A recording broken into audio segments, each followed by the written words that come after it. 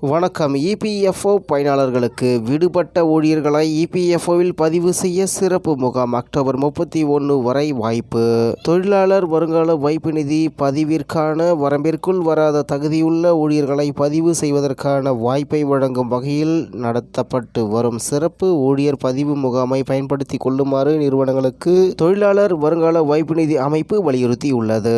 செய்தியை முழுமையாக கேட்கறதுக்கு முன்னாடி நம்ம சேனலை சப்ஸ்கிரைப் பண்ணலாம். சப்ஸ்கிரைப் பண்ணிக்கோங்க. மறக்காம பெல் பட்டனை கிளிக் பண்ணிக்கோங்க. அப்பதான் நம்மளுடைய அப்டேட்டட் நியூஸ் உங்களுக்கு உடனுக்குடன் வந்து சேரும். முகாம் 2026 ஜூன் 29 முதல் நடைமுறைக்கு வந்துள்ளது. இந்த முகாம் 2026 அக்டோபர் 31 வரை செயல்பாட்டில் இருக்கும். 2009 ஏப்ரல் 1 முதல் 2026 மார்ச் 31 வரையிலான காலகட்டத்தில் பதிவு செய்யாமல் பணிபுரிந்து வரும் ஊழியர்களுக்கு இந்த சிறப்பு முகாம் வாயிலாக பதிவு செய்து சமூக பாதுகாப்பை பெற முடியும். இது வேலைவாய்ப்பை வழங்கும் நிறுவனங்கள் தாமாக முன்வந்து விதிமுறைகளை பின்பற்றுவதை எளிதாக்குவதையும் தகுதியுள்ள தொழிலாளர்களுக்கு வருங்கால வைப்பு நிதி, ஓய்வூதியம், காப்பீடு ஆகியவற்றின் பலன்களை வழங்குவதையும் நோக்கமாக கொண்டுள்ளது.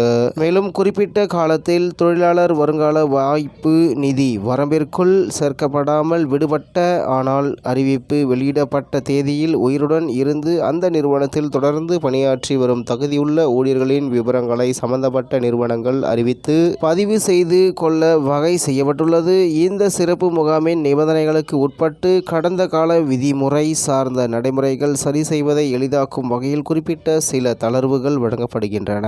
இதில் முன்பு பிடித்தம் செய்யப்படாத ஊழியரின் சந்தா தொகையை தள்ளுபடி செய்வதும் அடங்கும் என்று தெரிவிக்கப்பட்டுள்ளது. இந்நிலையில் 2026 அக்டோபர் 31 வரை செயல்பாட்டில் இருக்கும் 2009 ஏப்ரல் 1 முதல் 2026 மார்ச் 31 வரையிலான காலகட்டத்தில் பதிவு செய்யாமல் பணிபுரிந்து வரும் ஊழியர்களுக்கு இந்த சிறப்பு முகாம் வாயிலாக பதிவு செய்து சமூக பாதுகாப்பை பெற முடியும். இது வேலைவாய்ப்பை வழங்கும் நிறுவனங்கள் தாமாக முன்வந்து விதிமுறைகளை பின்பற்றுவதை எளிதாக்குவதையும் தகுதியுள்ள தொழிலாளர்களுக்கு வருங்கால வைப்பு நிதி, ஓய்வூதியம், காப்பீடு ஆகியவற்றின் பலன்களை வழங்குவதையும் நோக்கமாக கொண்டுள்ளது என்று தகவல் வெளியாகி உள்ளது என்பது குறிப்பிடத்தக்கது.